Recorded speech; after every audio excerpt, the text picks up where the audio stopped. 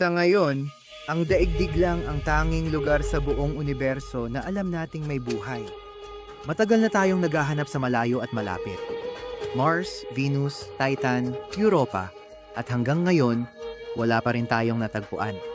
Pero kapag inisip mo na mas marami pang bituin sa universo kaysa butil ng buhangin dito sa mundo, at halos bawat bituin ay may sarili nitong mga planeta, mahirap isipin na ang mundo lang ang tanging may buhay.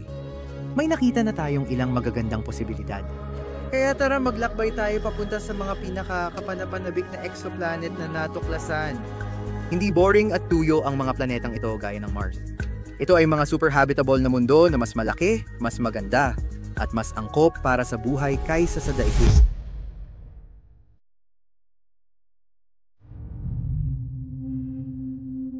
Ang planetang ito ay itinuturing na pinakamahusay na kandidato para sa isang super habitable na mundo.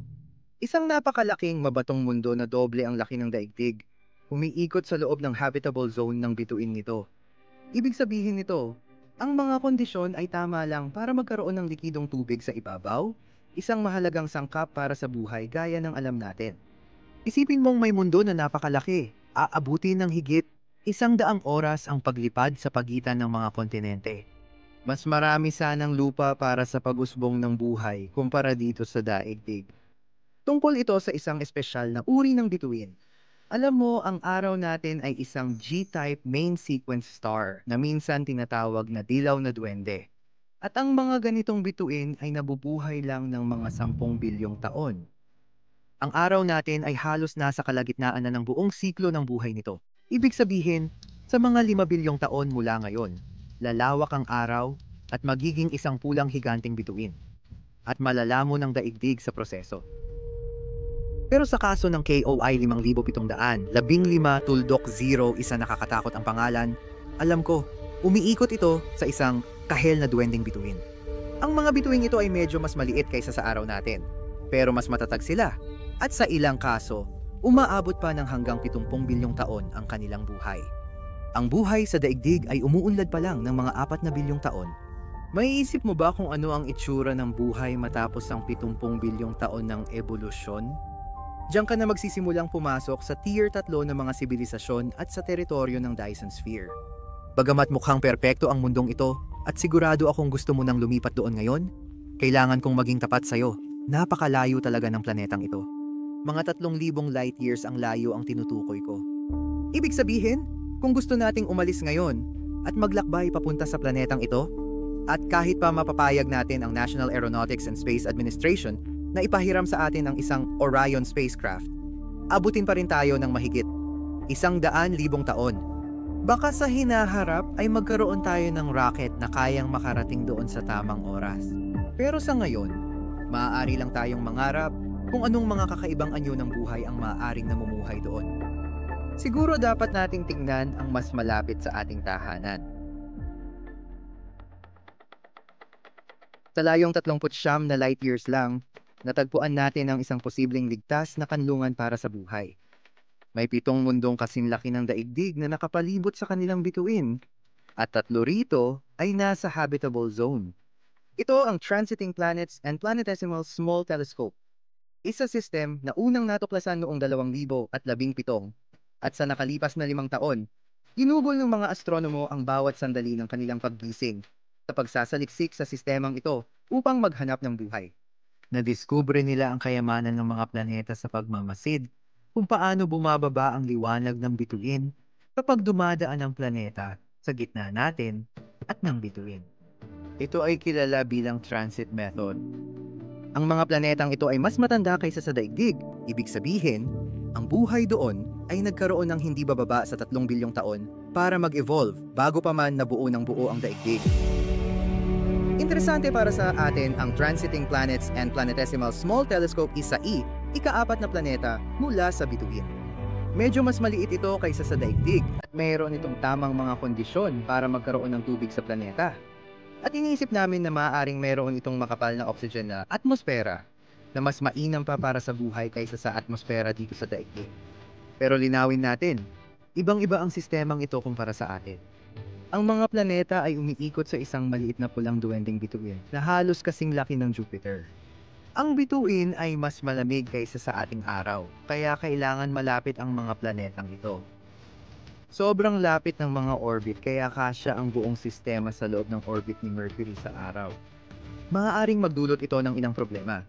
Sa tingin namin, ang mga planeta ay tidally locked sa kanilang bituin. Ang isang bahagi ay palaging niluluto ng bituin habang ang kabilang bahagi ay nagyayelo at tigang. Sa perpektong mga kondisyon, maaaring makabuo ito ng isang guhit ng lupa sa paligid ng planeta kung saan tama lang ang mga kondisyon para sa buhay. Ang pinaka nakaka-excite para sa akin ay ang pag-iisip kung ano ang magiging buhay sa mga planetang ito. Sobrang lapit nila sa isa't isa na kapag tumingin ka sa langit, makikita mo ang malalaking planetang ito na umiikot kasabay mo.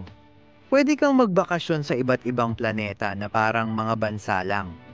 Bisitahin mo ang mga dalisdis para sa isang skiing trip sa Transiting Planets and Planetesimals Small Telescope, isa H. Bago mag-summer vacation sa tropical na mundo ng Transiting Planets and Planetesimals Small Telescope, isa D. At dahil 39 light years lang ang layo nito, baka balang araw ay maging realidad ito para sa sangkatauhan.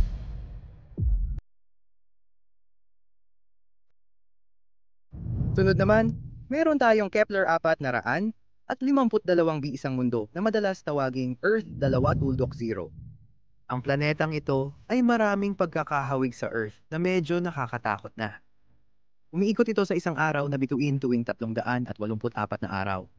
Mas mahaba lang iyon ng 5% kaysa sa taon natin dito sa Earth.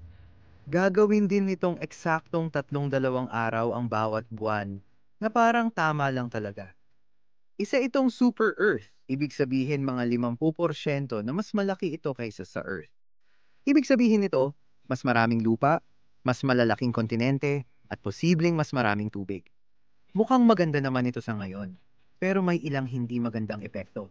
Bagamat 50% lang itong mas malaki kaysa sa daigdig, 5 beses naman itong mas mabigat, ibig sabihin mas malakas ang gravity sa ibabaw nito. Doble ang bigat ng mararamdaman ng lahat, kaya doble rin ang timbang ng bawat isa. Pero dito na nagiging interesante ang mga bagay. Sa pagkakaalam natin, ito lang ang tanging planeta sa Kepler-4 na raan at 52 system. Ibig sabihin, walang higanteng gas planet. Alam ko iniisip mo na pinoprotektahan tayo ni Jupiter mula sa mga asteroid sa Earth. Ibig sabihin ba, tuluyang masisira ang planetang ito dahil sa mga asteroid? Pero dyan ka nagkakamali. Matagal nating inakalang kaibigan natin si Jupiter at lagi tayong pinoprotektahan mula sa mga asteroid. Pero ayon sa mga bagong simulation, mukhang hindi pala ito totoo. Ipinakita ng pag-aaral na kung wala si Jupiter sa solar system, mas kaunti ng 3.5 beses ang mga banggaan ng asteroid dito sa Earth. Kaya dahil nag-iisa lang ang Kepler-4 na raan at 52 b, baka hindi na kailangang mag-alala ang isang sibilisasyon sa planetang iyon tungkol sa mga banggaan ng asteroid. Ngunit malayo pa ito sa perpekto. Ang bituin nito ay mas matanda ng kaunti kaysa sa atin. At habang tumatanda ang mga bituing tulad ng araw, mas nagiging masigla sila. At bilang resulta, maaaring tumatanggap ang planeta ng sobrang radyasyon. Unti-unting pinapainit ang planeta. At sa huli ay magdudulot ng hindi mapigilang greenhouse effect. Dahil dito, maaaring magmukhang mas kaunti ang pagkakahawig ng planeta sa daigdig at mas kahawig ito ng Venus, na tuluyang pumapatay sa lahat ng buhay sa planeta.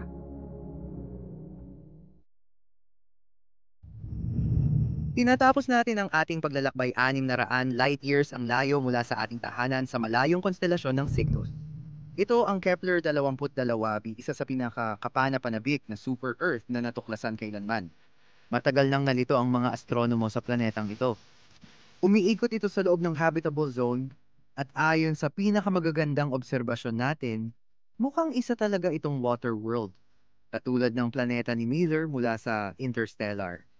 Isang napakalaking karagatan na bumabalot sa batong core na daan-daang kilometro ang lalim. Posibleng may buhay na umusbong sa kailaliman ng karagatang ito. Mga kakaibang isda na parang sa panaginip mo lang makikita. Kung makarating ang mga tao sa dulo ng kalawakan para bisitahin ang Kepler-22b tiyak, marami tayong ikagugulat. Kaya ang totoong tanong ay, saang planeta mo gustong lumipat? Sa ngayon, dito muna ako sa daigdig.